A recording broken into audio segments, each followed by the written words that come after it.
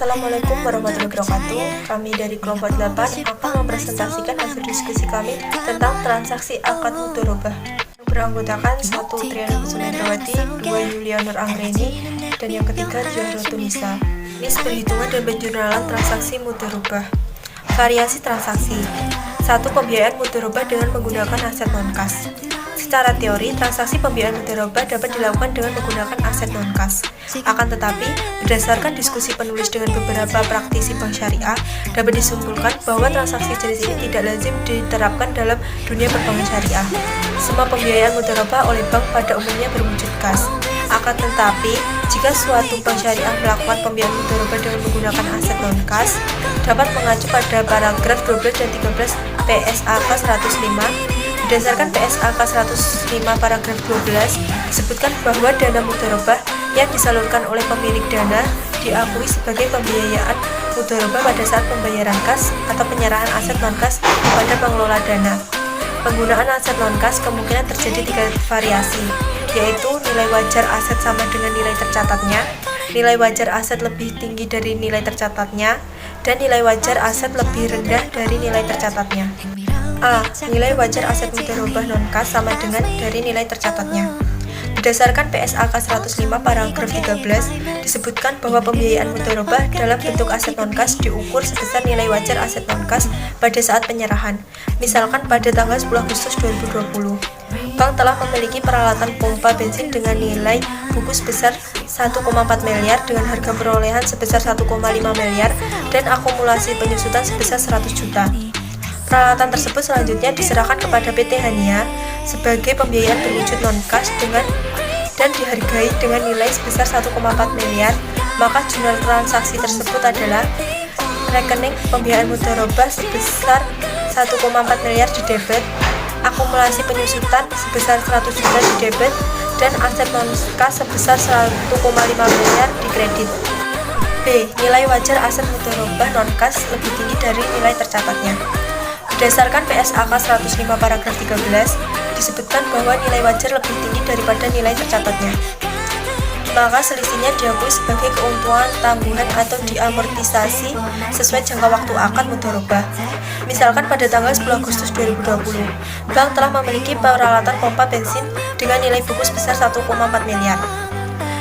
Dengan harga perolehan 1,5 miliar dan dengan nilai buku sebesar 100 juta.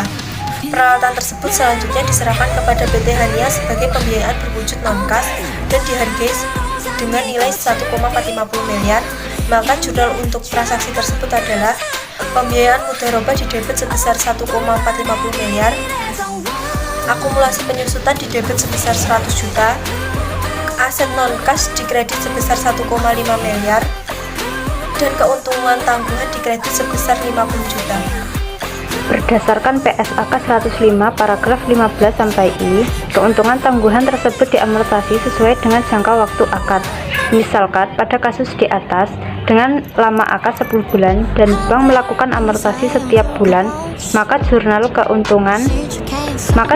amortasi keuntungan setiap bulan adalah sebagai berikut. Rekening keuntungan tangguhan 5 juta, keuntungan 5 juta, keterangan amortasi, total keuntungan tangguhan dibagi jumlah periode amortasi sama dengan 50 juta per 10 sama dengan 5 juta. C. Nilai wajar aset mudharabah non-kas lebih rendah dari nilai tercatatnya.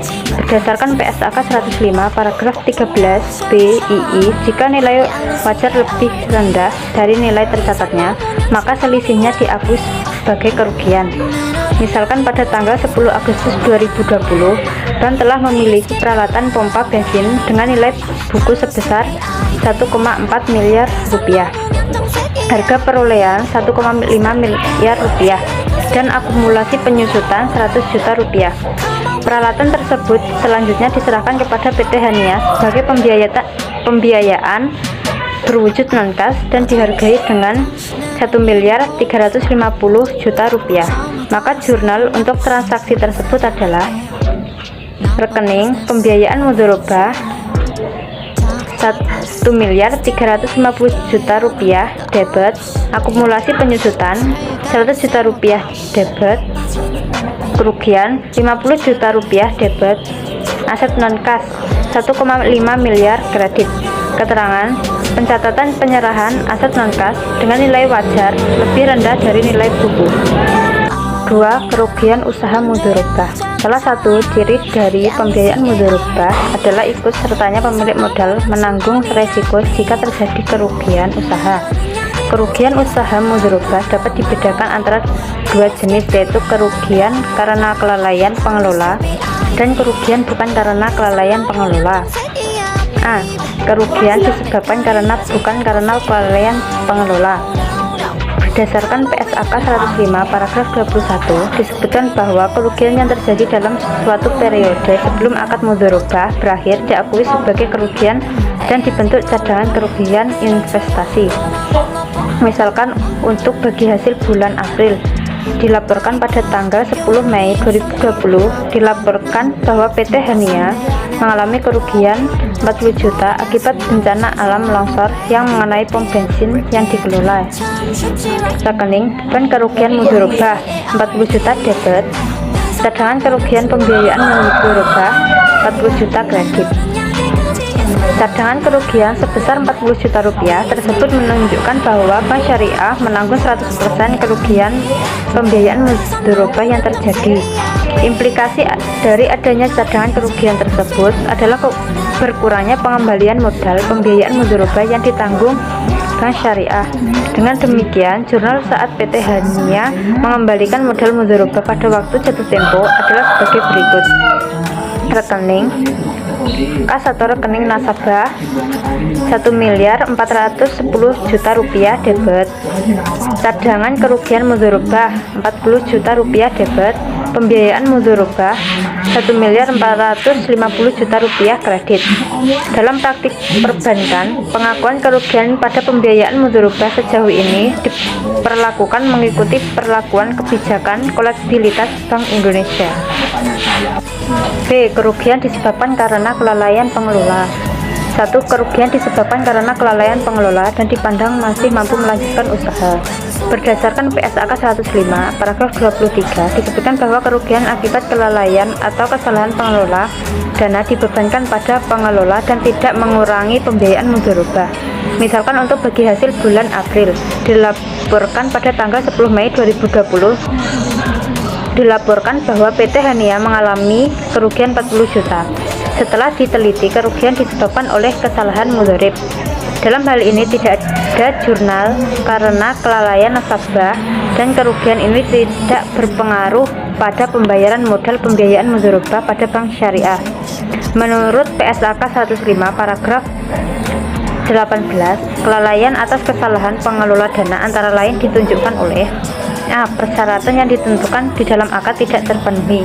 B. Tidak terdapat kondisi di luar kemampuan atau force majeure yang lazim dan atau yang telah ditentukan dalam akad. C. Hasil keputusan dari institusi yang berwenang. 2. Kerugian disebabkan karena kelalaian pengelola dan dipandang tidak mampu melanjutkan usaha atau bangkrut.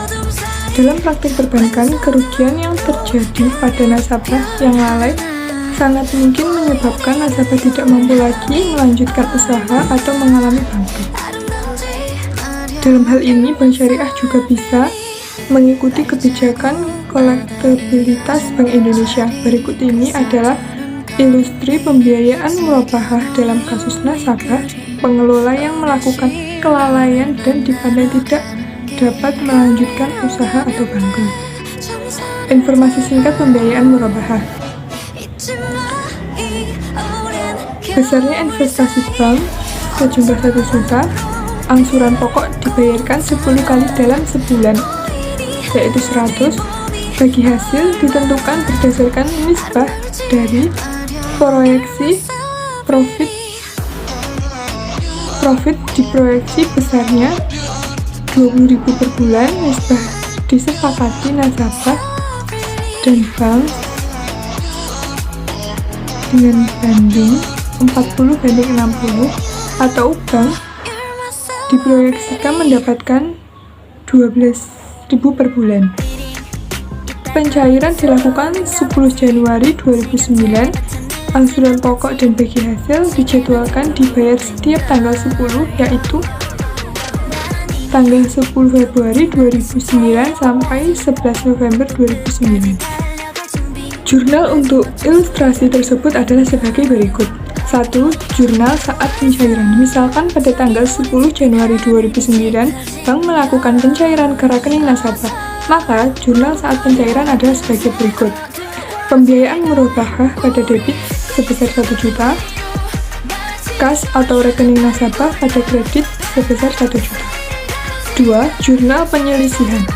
Saat akhir bulan 31 Januari 2009, bank melakukan penilaian atas kualitas aset karena baru cair dan status lancar. Bank wajib membentuk cadangan kerugian sebesar 1%. Contohnya, biaya penyelisihan penghapusan di debit 10.000, penyelisihan penghapusan keterangan 1% dikali 1 juta sama dengan 10.000 berada pada kredit. 3. Biaya penyisihan penghapusan. Sesuai ketentuan BI, kualitas investasi ditentukan pada akhir bulan.